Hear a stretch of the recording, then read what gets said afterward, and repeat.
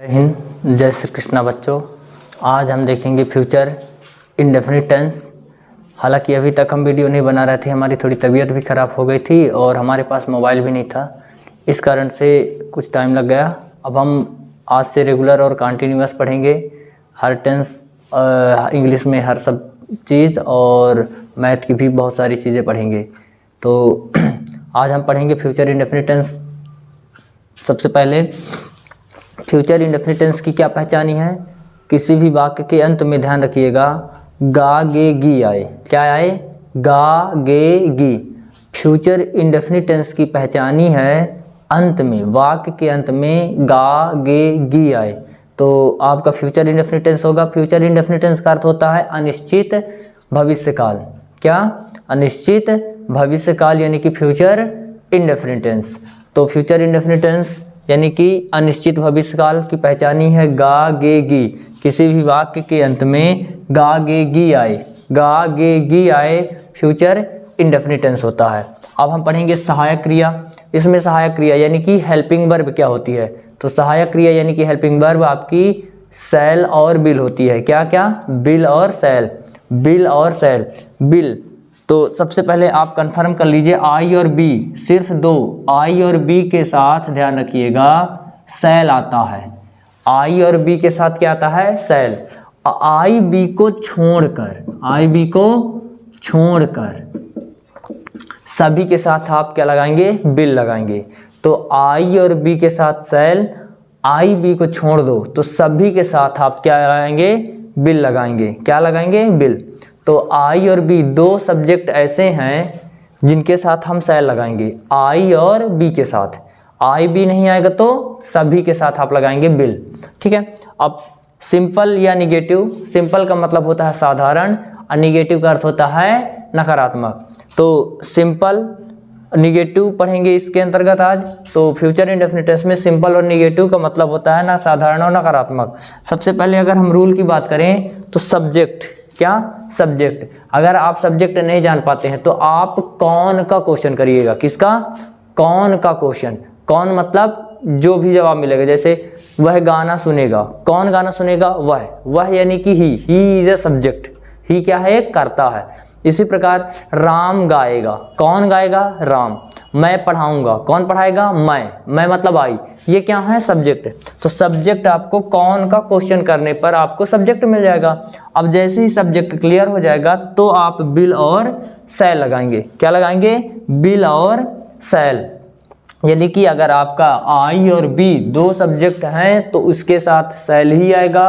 आई B को छोड़ दो, अगर कोई भी और आ जाए तो आएगा बिल। क्लियर?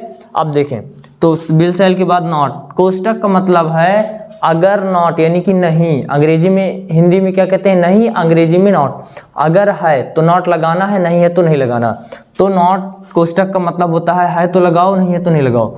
वर्ब की फर्स्ट फॉर्म। वर्ब यानी कि क्रिया हम पढ़ा चुके हैं, आप देख सकते हैं। तो वर्ब जो भी होगी उसकी फर्स्ट फॉर्म आएगी। वर्ब की कौन सी फॉर्म आएगी? फर्स्ट। ऑब्जेक्ट।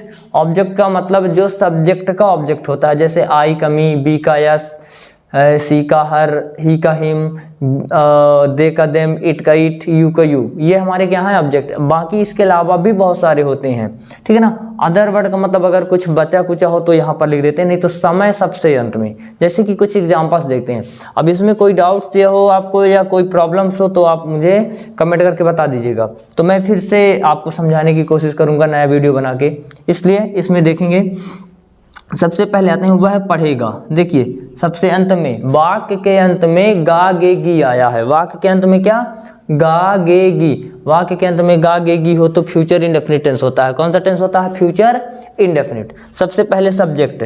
सब्जेक्ट रूल से चलते हैं ताकि आप शुरू यहाँ से समझें, फिर उसके बाद आप धीरे धीरे प्रैक्टिस जैसे होगी तो आपसे बनने लगेगा। तो सबसे पहले सब्जेक्ट। तो वह पढ़ेगा, तो कौन पढ़ेगा? वह यानी कि ही। वह पढ़ेगा तो कौन पढ़ेगा? वह यानी कि ही। अब ही बताइए एक वचन है, हालांकि एक वचन बहुवचन से मतलब नहीं है। आई है क्या? बी? इन दोनों में से कोई है? यहाँ पर नहीं है, इसका मतलब बिल आएगा। अगर आई होता तो सेल लगाते, बिल होता तो, बी होता तो भी सेल लगाते। यहाँ पर अब क्या आएगा? बिल आएगा। क्या आएगा? बिल। अब फिर उसके बाद नॉट है इसमें नॉट नहीं है।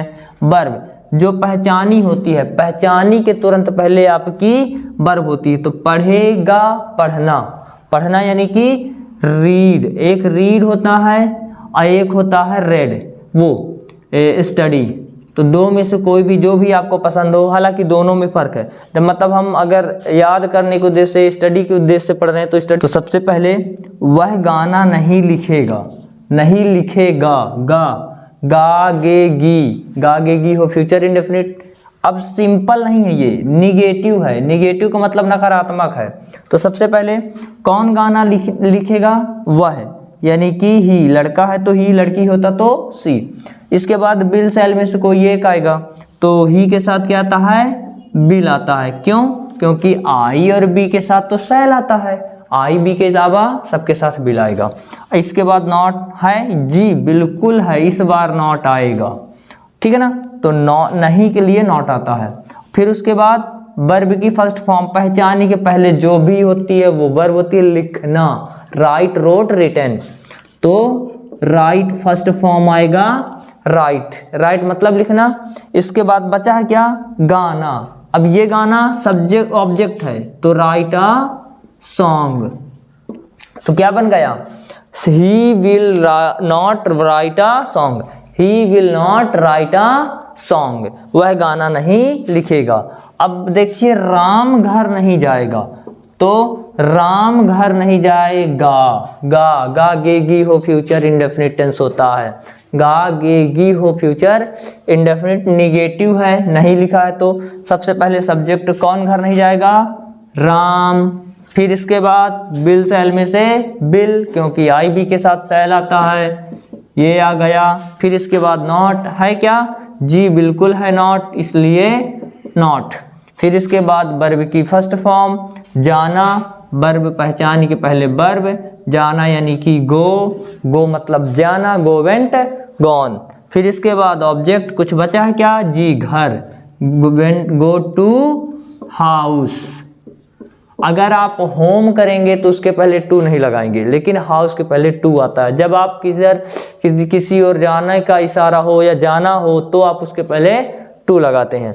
तो Ram will not go to house, Ram घर नहीं जाएगा। अब आगे देखते हैं, आप नहीं सोएंगे, आप नहीं सोएंगे, गे, गे, गागेगी फ्यूचर इंडेफिनिट, गागेगी हो तो फ्यूचर इंडेफिनिट टेंस होता है। सबसे पहले कौन नहीं सोएगा, आप, यानी कि यू। इसके बाद बिल सेल, क्या, बिल और सेल, तो यू के साथ क्या आता है, बिल आता है। कैसे जान गए हैं, आई और बी के साथ तो सेल आता है। अब इसके बाद नॉट है, देख लीजिए, नहीं, अंग्रेजी में नॉट, नहीं, नहीं को नॉट कहते हैं। फिर इसके बाद वर्ब, सोना, slip, slip, slept, slept, you will not slip, आप नहीं सोएंगे। इस प्रकार एक और देखते हैं आगे, लिखोगे।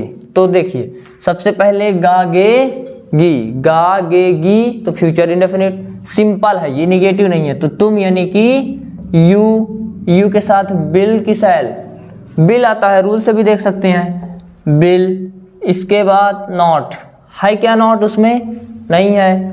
वर्ब पहचानी के पहले लिखना, राइट, राइट, रोट, रिटन। अब देखो यहाँ पर आज टाइम है ना, तो आज के लिए क्या लिखते हैं, टुडे। इस प्रकार तुम आज लिखोगे। इसी प्रकार और भी सेंटेंस के बहुत सारे प्रैक्टिस कर लेंगे आप लोग, ठीक है ना। और अच्छा लगा हो तो लाइक और कमेंट करें, शेयर करें। Thank you so much.